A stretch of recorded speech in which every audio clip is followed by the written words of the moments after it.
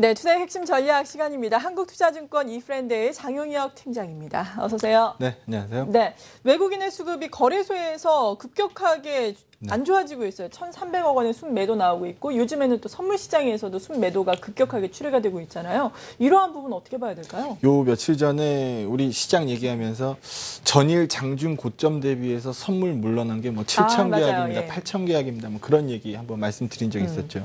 그리고 나서 하루 이틀 얌전하다가 어제 대규모 매도가 나왔습니다. 네. 신경이 안 쓰일래 안 쓰일 수가 없죠. 그렇죠. 그 부분서부터 한번 짚어보면요. 먼저 그리스 얘기서부터 한번 해보죠. 어제 제가 분명히 뭐 길들이기 수준에 불과할 거다라고 네. 말씀을 드렸는데 전전일 뉴스에는 분명히 그리스 은행이 보유한 그리스 국채에 대해서 담보로 인정하지 않는다라고 얘기했어요. 그리고 전일 뉴스에는요, 그리스 은행권의 긴급 유동성 지원 제도를 통해서 최대 600억 유로의 대출을 승인한다라고 얘기했습니다. 네. 뭐 다들 감 잡으셨겠습니다만 앞으로 뭐 유로존 재무장관 회의, 뭐 이후 정상회담, 뭐 이런 것들 앞두고 있는 시점인데 주도권 싸움입니다. 누가 주도권을 쥐느냐라는 부분에 대해서 시장이 굉장히 고민하고 있다라고 보고 있고요. 여전히 길들이기에 불과하다고 봅니다. 그거에 대한 증거 화면인데요. 한번 보시죠.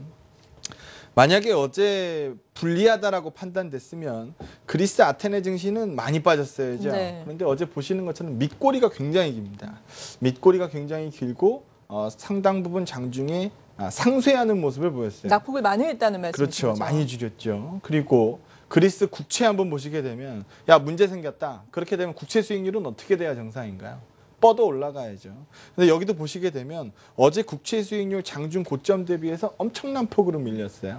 그래서 이런 부분들을 가만 놓고 보면은 그리스가 최악으로 가는 상황을 반영하고 있는 것 같진 않다라는 생각이 드실 겁니다. 네. 그래서 여전히 길들이기 수준에 불과하다라는 말씀 드리고 있는 거고 유가 3일 동안 20% 가까이 올랐고 한 번에 8, 9% 한번 부러졌고 저도 사실 깜짝 놀랐고 네. 어제도 이 방송에서 말씀드렸던 게 부러지진 않는다. 상승 탄력이 둔화될 수는 있어도 부러지진 않는다라고 말씀을 드렸는데요. 전일 유가입니다. 4%대 다시 한번 반등을 보여주죠. 그래서 이런 부분들 가만 놓고 보면은 그리스 때문에 뭐 유가 때문에 시장이 흔들린다라고 하면은 이건 아니지 않느냐라는 부분을 계속 말씀드릴 수 있을 것 같습니다.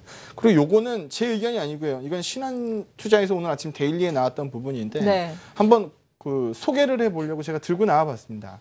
요 줄 쳐진 부분들, 이 줄 쳐진 부분들이 모두 다 비상업성 매도 포지션이 10만 계약을 상회하던 시점에서 선을 그어놨습니다. 근데 그 흐름 이후에 한번 보시죠. 뻗고 뻗고 뻗고 뻗고 이번에도 올라갈 시점 아니냐라고 보는 시각이 굉장히 많아요. 네. 좀 위로는 상당 부분 보고 있는 것 같습니다. 한 60불 좀 넘게 보고 있는 것 같고요. 예. 저점부로는 44불대 보고 있는 것 같아요. 그럼 이미 우리 44불대 봤기 때문에 그렇죠. 저점부보다는 상단부 쪽이 좀 멀리 있지 않습니까? 뭐 룸이 좀 열려 있다라는 판단 때문에 불리하게 보고 있지 않은 것 같습니다. 또 추가적인 증거하면 또 보면 이건 최근에 제가 보여드렸던 부분이에요. 유로존의 서프라이즈 인덱스는 올라오고 있고 미국의 서프라이즈 인덱스는 빠지고 있다. 실제로 미 달러 인덱스는 약화되고 있고 강세가 둔화되고 있고 유로는 약세 정도가 둔화되면서 강세 반전되고 있습니다. 그런 부분들을 옆을 보시게 되면 자금의 이동으로 눈에 바로 들어오실 겁니다. 선진 시장 쪽으로 자금이 상당히 많이 늘어났죠. 이 부분이 어디에서 늘어났는지 봤더니 대부분 다 서유럽권으로 들어갔습니다. 북미 쪽에서는 자금이 많이 빠졌죠. 그리고 이 이머징 증시 쪽의 흐름을 본다 하더라도 매수 반전, 유입 반전되거나 유출 정도가 굉장히 많이 둔화되는 모습을 보입니다. 네. 그러면은 글로벌 유동성 환경도 나쁘지 않다라는 거예요. 이런 부분들 쪽에서 제가 지금 하나도 악재를 얘기하고 있지 않은 상황입니다. 그런데 요 그림서부터 한번 보시죠. 이 그림을 한번 보시게 되면 우리가 현물 쪽에서 수급의 키를 잡고 있는 게 연기금. 근데 연기금이 뭐 2천억, 3천억 이렇게 사다가 1,000억 밑으로 사기 시작했고 어제는 급기야 매수가 아니었어요. 소폭 매도였고 투신 쪽에서 매도가 멈춘 게 그나마 좀 낫지 않습니까? 라고 말씀드린 게 불과 어제 방송인데 어제 다시 한번 매도. 외국인들 그 전날에 2천억대 순매수해서 매도 반전. 오늘도 1,000억 원대 매도 반전. 그리고 외국인들의 매수 포지션, 선물 쪽에서 시장이 올라갈 것 같으면 제일 처음에 뭐 하겠습니까? 선물 살 겁니다. 그래서 선물 많이 샀죠. 그리고 나서 시장을 만약에 꺾어내릴 때 제일 먼저 하는 행동이 뭘까요? 선물부터 줄여내겠죠. 그 부분이 어제 8,400계약, 작지 않은 수량입니다. 오늘도 연속성을 보여주고 있고요. 그래서 이런 부분들이 수급의 변화에서 변곡점 부분을 말해주고 있는 상황인데, 기술적인 부분을 본다 하더라도 여기서 올라가면은 120일 이평, 200일 이평 뚫을 수 있는 모멘텀을 부여받을 수 있을 것 같습니다. 그런데 지금 현재 여기서 보시는 것처럼 기술적으로 부딪히는 위치고, 보조 지표들도 상당 부분 이제 많이 올라와서 과열을 얘기하는 상태가 진입되고 있는 상황이거든요. 그래서 타이밍상 기술적으로 부담을 느끼는 타이밍에서 수급표가 둔화되기 시작했다. 그러면은 저 이제까지 굉장히 강세론, 긍정적인 시황 말씀 많이 드렸는데 속도 조절이 좀 나올 가능성은 높아진 거 아니냐.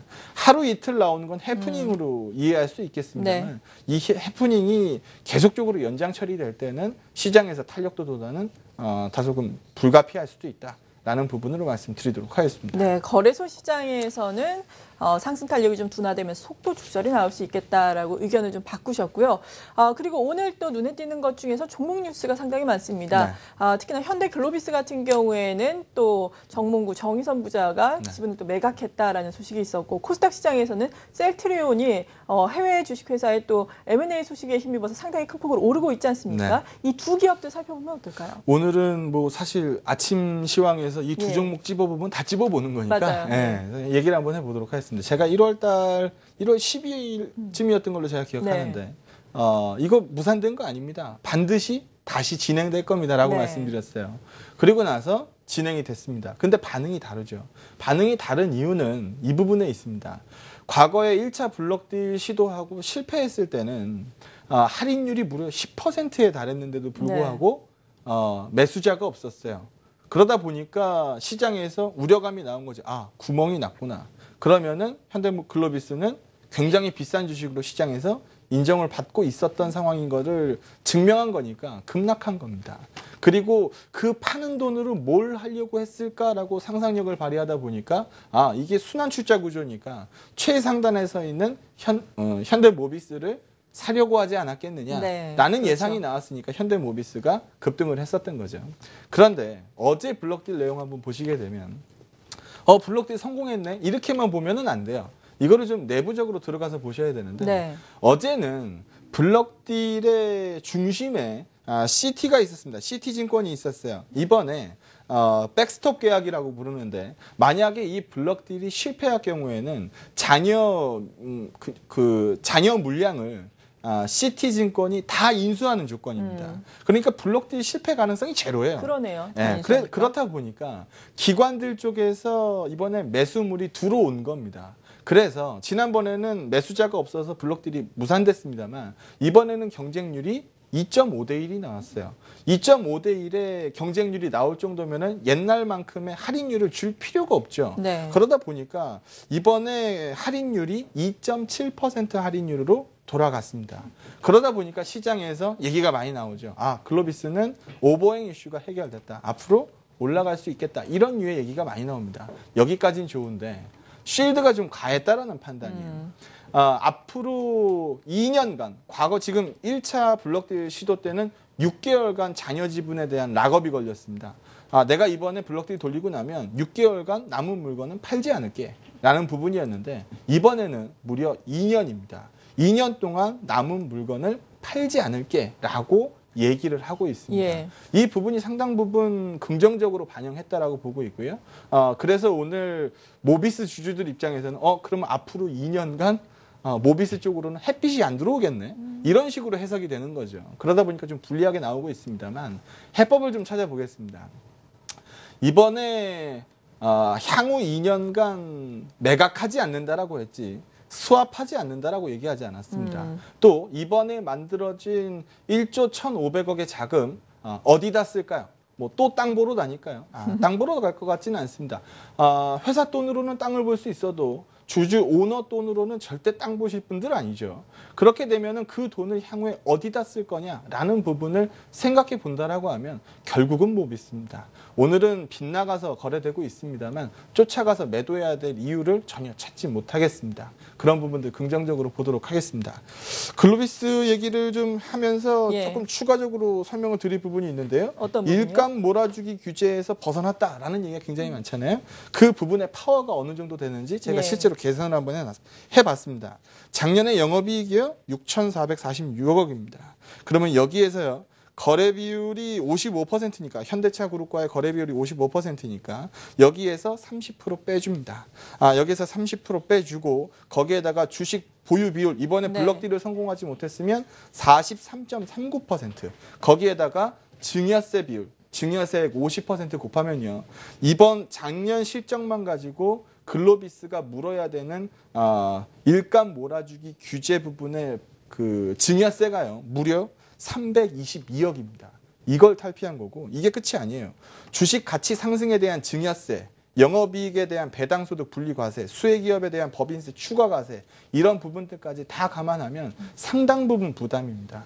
그 부담에서 벗어났다라는 부분도 글로비스의 강세를 얘기해주고 있는 것 같습니다만 다소금 만들어진 이슈라고 볼 수 있습니다. 2년간 묻겠다라는 부분에 시장이 환호하고 있는 것으로 보여지고요. 그 부분의 반대 효과로 모비스가 좀 죽고 있는 것 같습니다. 다소 과한 해석이라고 보여지고 긍정적으로 시각 계속 이어가도록 하겠습니다.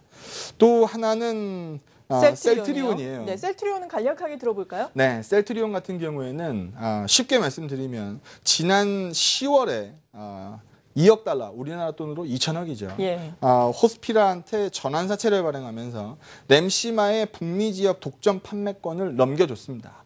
그때 분명히 계약의 상대방은 호스피라였어요. 그렇죠. 그런데 어젯밤에 화이자가 호스피라를 인수했습니다. 그러면은 자연스럽게 셀트리온의 계약 상대방은 누가 되는 건가요? 거죠? 예. 화이자가 되는 거죠. 과거에는 호스피라, 이 바이오 시밀러 회사하고 놀았다라고 하면 지금은 굴지의 넘버원 제약사하고 노는 겁니다. 화이자 효과를 등에 업을 수 있다라는 부분 때문에 급등하고 있는데요. 상당 부분 일리 있는 얘기고요. 긍정적으로 보고 있습니다. 오늘 시세 굉장히 강하게 유지되고 있다라고 말씀드리겠습니다. 네, 마지막 투자의 아이디어 역시 간략하게 정리해 주시죠. 네, 어제 말씀드렸던 부분에서 크게 벗어나지 않을 것 같은데요. 네. 둔화될 수는 있어도 부러지지는 않는다. 유가 관련된 종목들의 투자 아이디어입니다. 정유화학, 좀 더 발전돼서 대우인터내셔널, 그리고 유가가 움직였으니까 비철가, 포스코, 네. 풍산 이런 부분들도 말씀드리겠고요. 어제 CJ 제일제당이니, 대상이니, 농심이니 이런 음식료 기업들까지 말씀드렸습니다. 거기에 대해서 크게 벗어나지 않고 있다. 하지만 시장 전반적으로 숲이 망가지는 경우에는 종목들 우수수 떨어지는 경우 굉장히 많이 있거든요. 그래서 외국인 선물 투자 규모에 관심 좀 기울이셔서 높낮이 조절은 좀 하셔야 될 것 같습니다. 100% 비중 끌고 앞으로 가자라고 얘기하기에는 외국인 수급표의 흔들림이 다소금 커 보입니다. 그 부분 먼저 확인하시기 바랍니다. 네, 한국투자증권 이프렌드의 장용혁 팀장이었습니다. 감사합니다.